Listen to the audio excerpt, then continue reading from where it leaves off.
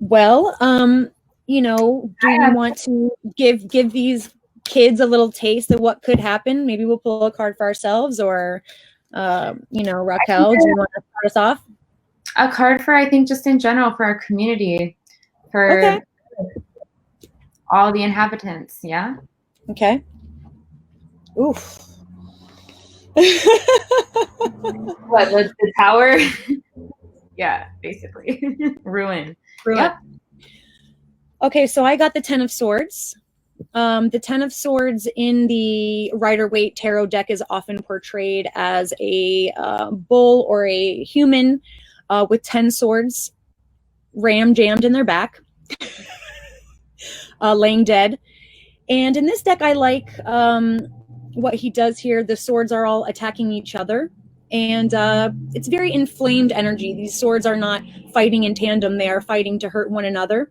So swords are our mental energy, okay? And Ten of Swords is assuming that we have a lot of thoughts in our head that we are running around and around in, that we are getting caught up in, that we are, losing sleep over. But because it's a 10, and the minor arcana goes from 1 to 10, the 10 assumes that this is the end of a cycle.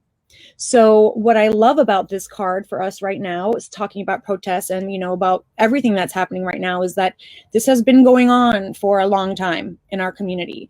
But what I feel hopefully will be different this time is that we will be able to pop the pustule, let the ooze come out, expose it to the light, and evolve to the next place instead of just covering it, hiding it, looking away from it. And I think in my heart, I hope that is what is happening this time.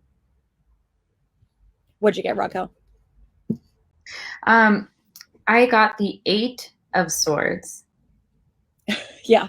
Swords. But I do want to touch really quickly on your card, because that card resonates just with me in general very deeply, because the word ruin is also, there's a lot of fear attached to that. There's a lot of anxiety that can come from watching our world kind of fall apart into ruins, quite literally, around us.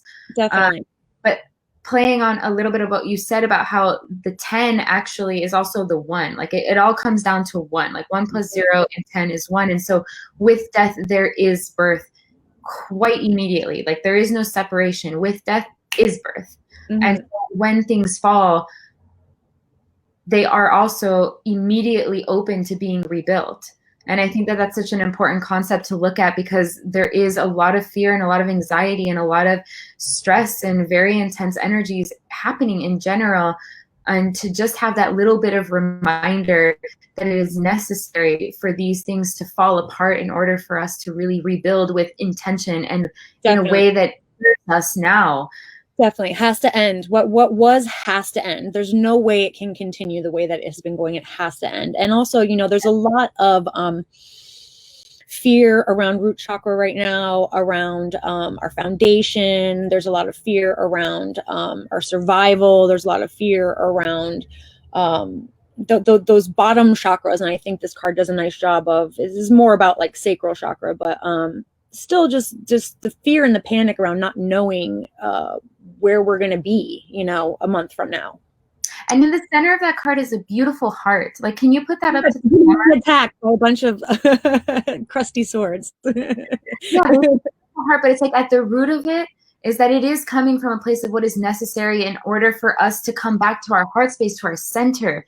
You know what I mean? It's this necessary pain, these growing pains that when we were little, we didn't know why it hurt so bad, that our legs would hurt so bad. But now we get it, because we had to be tall, or we had to grow, not be tall. You had to be tall. You gotta be tall in this world, little kiddo.